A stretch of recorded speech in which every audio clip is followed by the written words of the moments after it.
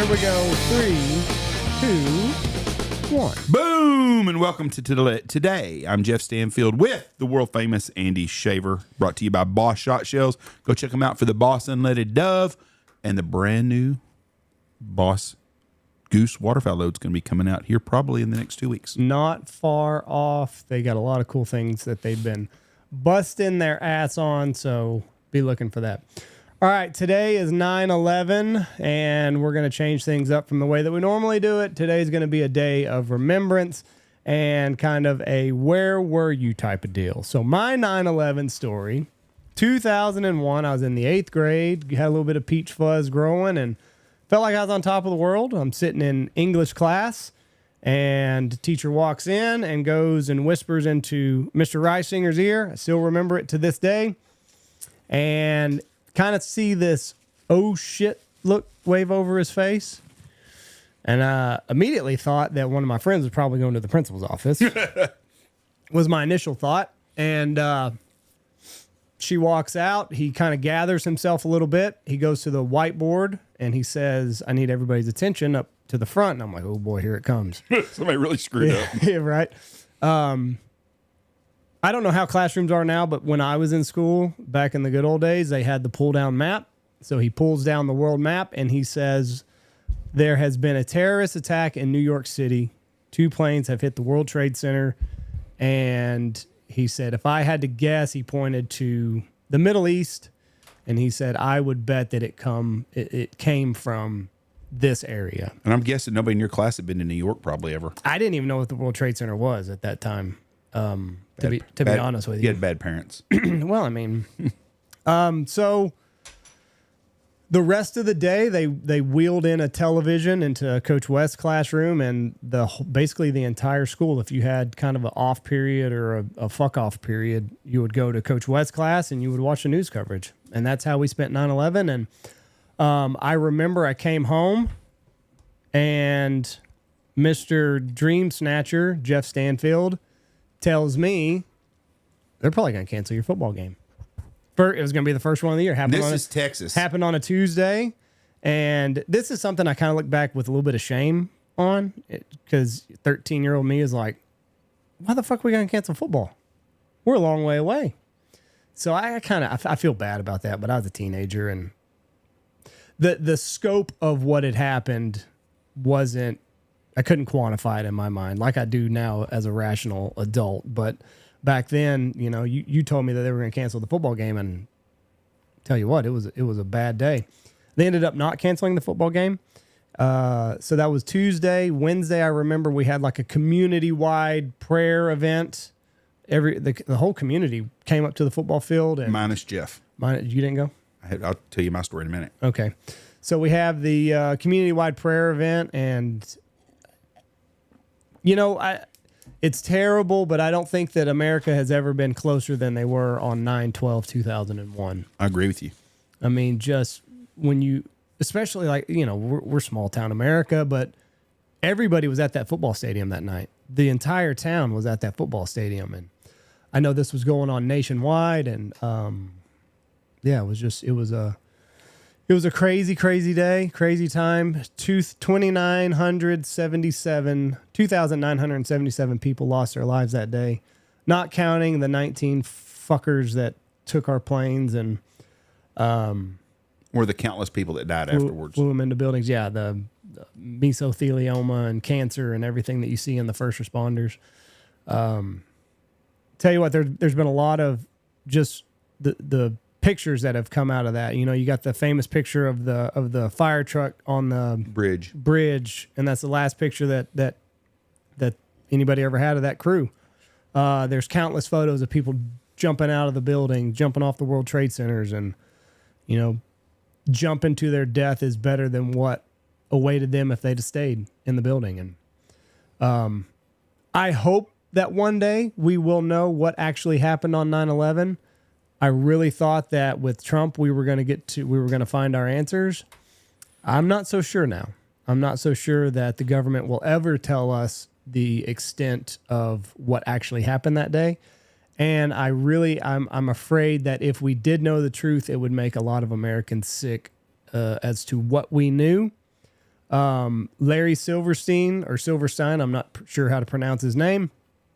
Every single morning, he would go to the top of the World Trade Center and eat breakfast. He owns the World Trade Center. Proud of his accomplishment. Every single morning, he'd have breakfast on top of the World Trade Center and watch the sunrise over Great Manhattan. Guess where Larry Silverstein was that day? Not there. Not on top of the World Trade Center. So, was he tipped off? Was it a coincidence? I don't know. But today, I wish that we could get back. I wish there was a way that we could all get back to September 12th, 2001 as a country and unite. And I feel like we are further apart now than we've ever been before. So that is my 9/11 day. We ended up, for those of you wondering, we played football on Thursday night. We beat Perrin Witt. And did you ever lose in junior high? No. Didn't think so. No. Bo Schimbeckler of coaching, Colin Howarth. That's right. So that is my 9/11 story to all those that passed away that day and to all those that have passed away since as a result of their time at Ground Zero. Thoughts and prayers today. I know today it's 24 years later. It's sad, but you know, that's the Pearl Harbor to my childhood. And whenever it comes time that I've got to tell my kids about it, it kind of going to probably ring hollow. It's something that's in history books now. It's probably my Pearl Harbor too. I can't imagine anything. I mean, I went through a bad tornado and I went through the space shuttles, but nothing like 9/11. Right. That morning, your mother and your Aunt Missy, and Payne was 3 years old, 2.5. Payne was 2.5. We're going to go pick up stuff for the concession stands. Mm-hmm. It is Texas. For people that don't live in Texas, it's probably like hockey in small town Minnesota and North Dakota. Football's king, and everything revolved around when your kids are in from junior high and high school. Your whole life revolves around that. And so Michelle and her sister were in charge of the concession stand and booster club. So they went to go get junior high concessions at Sam's in Abilene. I got up as Michelle was leaving. Her and Payne left. She took the boys to school and they left. So I get up and I go to my laptop and I open it up, and our house was different then. We've added a big room in the back and stuff. So we had a kitchen, dining room were together. Big room. And we had our bar. I had my laptop on. I go over and I'm thinking I had a laptop, just a regular computer, and I turned on the computer screen and I read the news, Yahoo News every day, because they had back then they had local news and they had world, and I'd click on the local to see everything was going on in Wichita Falls because I still had all my friends there and my family, and then I would look at the world. Well, when I do, Yahoo said plane crashes into World Trade Center. I'm thinking like Corey Lytle, the pitcher whose plane crashed into the plane. I'm thinking some small plane was flying too close into it and clipped the buildings. Oh, that's all I'm thinking, you know. Yeah. Pilot's dead, maybe hurt somebody on the ground, no big deal. And I turn on the news, and as I turn on the news, one tower is burning. And I'm like, God almighty, it was a big ass plane. And I'm watching it, as I'm watching it, that second plane hit the building. And automatically my stomach got sick and hurt. And I called Michelle and I said, hey, where are y'all at? She goes, oh my God, Jeff, we're listening to the radio. She goes, we had just pulled over. We're praying on the side of the road. She goes, do you think we should go on? I said, yeah, go on and do what you want. I said, they're not going to attack in Abilene, Texas. Mm-mm. And then as everything started unfolding, well, we had dove hunters coming in that night. And back then, we didn't do as many dove hunters as we do now. And as a group of 4 guys, and we were just going to take them to town to eat. 4 to 6 guys. That's all we had. So Tony and Dad were at the lodge. So I drive out to the lodge, and at that time, we were still using the old kitchen. We didn't have this room here, wasn't built yet. Correct. I think we built it that summer. 2003 is when we built this building. Okay, so no, you might be right. 2002. Right. It was, but the skunk house was my office.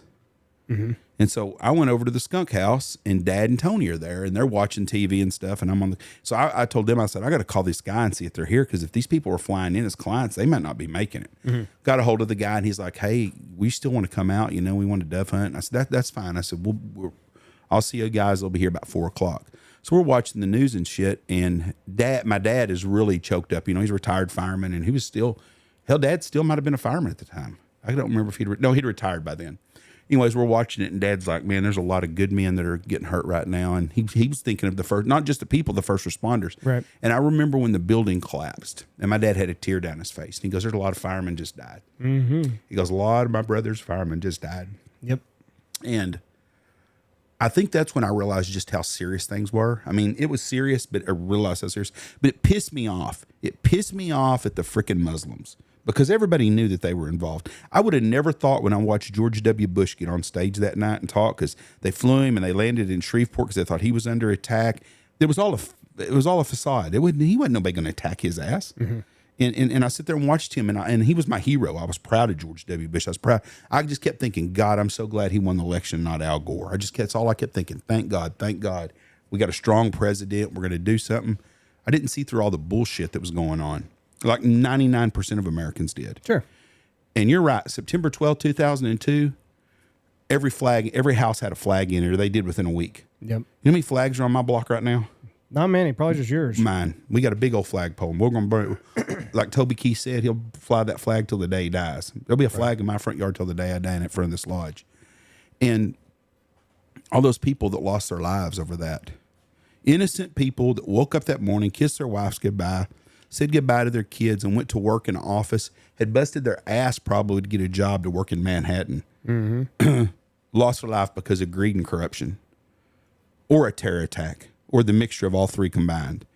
And it's a day I'll never forget that day. Anyways, they had a deal that night, Tuesday night or Wednesday night. They had a prayer night, and I had dove hunters. Payne was a little kid, and I remember coming home from that deal, and I met Michelle, and she said, "You're probably the only person in Knox City not there," and she knew I couldn't be there. Right. And you boys were there, and I said, "How did Payne do?" Because he's a little kid. He don't understand. She goes, "Oh, great." She goes, "Coach Mack loved on him and held him a lot, and Coach Mack's got cancer and sick and a good friend of ours, and just, it's crazy how life goes on as you get older. And if you're a real American, that should piss you off what happened that day. They stole our freedom, and they stole a lot, but it did make our country stronger and better. And sadly, it's going to take something like that for us ever to get together on the same page again. There wasn't people fighting over race. You didn't hear a bunch of racial bullshit. Everybody was on the same page. And we've gotten so far from that. And I think a lot of that's got to do with the guy we elected after all this shit happened. I think he caused a lot of this, and that don't have nothing to do with this shit. Anyways, it was a horrible day, and it's one we'll never, ever forget. And you talked about Larry Silverstein. You know, I read yesterday, and I don't know how true this is, that there was 400 Israelis that didn't go to work that day.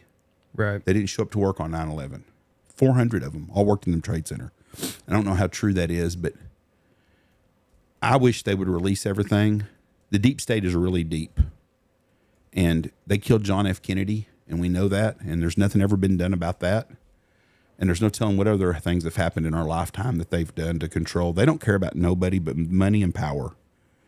And it's a shame all those people and those firemen and those good people in New York City should never went through that. But there was not a better time to be an American till after 9/11. Everybody cared. I mean, and this is sad. This is the way things were, though. But we played football on Friday night. We did. And not only Andy and them played junior high on Thursday and Friday night, the state of Texas played high school football. And I remember the NFL canceled, and everybody's like, "Hey, it was good to have something to do besides sit and watch TV and watch all those people dying." And it wasn't a disrespectful thing. It's life goes on. Mm-hmm. If your spouse dies, you wake up the next day, you got to start living again. Right. And it's a horrible deal. And I feel and pray for those people over there. There's people who lost their dreams. There's folks right now, tomorrow, are going to wake up and be sick that lost their child that day. And you love your kid, if they're 50 years old or they're 10 or they're 5 or whatever, that it's your kid and you love them. And there's people that lost their sons and their daughters that day. Or there's a kid waking up that never knew his parents. That never knew his daddy or his mom. Yeah. That died just because they were at the wrong place at the right time. But when you hear about these wealthy people that didn't show up that day, and there's another one too, Larry, the guy that was in charge of Cantor Phillips or whatever it was. It's a big accounting firm. Larry Kudlow, I think is his name. He's a big thing in Trump's cabinet right now. He took his son or daughter to a dentist appointment that morning. Mm. Was he in on it too? Or was he not? I don't know. And I don't know the guy, but I mean, and there's coincidences. Hell, you got 10,000 people working in an office building. People are going to be sick, and there's going to be, and there was a lot of survivor guilt. Oh, yeah. Absolutely. How about the person that didn't get on the airplane? Or the fireman that was off that day. Yeah. Or was hunting somewhere. You know, I had 2 friends of mine that were in Alaska hunting, and they didn't know about it till like September 13th. Oof. But he said after they found out, they noticed there was no planes flying anywhere. Right. I mean, you think about how something is so much that they cancel every flight in America for 2 days. Mm-hmm. No flights. People stayed home. And you know what? 9/11 was COVID our next. I mean, Probably so. And you're how old are you? I've lived through a lot of shit. How old are you? 39? 37. 37 years old. If you've went through 9/11 and you went through COVID, there Saw won't the be internet. Yeah. There won't be another screwed up situation like COVID. And now we're finding out COVID was all fake. Yep. I mean, it was really people died from it, but it was the medicines they were giving you. Yeah. But it's the same disease now. Nobody dies from it. But that's 37 years. Can you imagine if you 37 more years and you go through 2 more things like that? That's crazy. I don't want to. It's scary to think of what's next. A nuclear freaking. I mean, I can't think of much. That's just. Yeah. I mean, I'm 55, and the things or 57 I've went through. Well, a tornado that don't count because that's just a nature deal. But I mean, I went through. This is it for me. I mean, the COVID and that also. That's in my lifetime. Those are the 2 biggest things. Mm-hmm. Yeah. So it was a try. It's America is very resilient. Oh yeah, absolutely. And it's come back a lot from that, and we've learned a lot of things. But yeah, we've forgotten 9/11 though. We had not Everybody long ago. vowed they never forget, but they have. I mean, you see that just we've plastered everywhere. We elected a Muslim sympathizer. 7 years later? Yeah. I mean, we have a short memory, but I can tell you this much: every time I get in a big tall building, I think about that. I really do. If I get in a high rise, right, I think about that all the time. What would you do? They wanted it. Supposedly, they tried to do it to the Sears Tower in Chicago too. Don't know how true that would be, but yeah, there was other buildings supposedly, but who knows with the damn media. Anyway, that's 9/11. Have a great day today. That's an event, and a lot of people died that day. I don't know who was born that day. I don't either. But there's a lot of people died that day. Remember 9/11. Never forget. Stay vigilant out there. Nobody's coming to save you. It's up to you. Thank your firemen, your policemen, your first responders. Those guys went above and beyond that day. Yep. And there was fire departments from all over the United States that sent trucks, supplies, and equipments to the people there. So God bless our first responders. And God bless America, and God bless you. Amen. See you. Bye.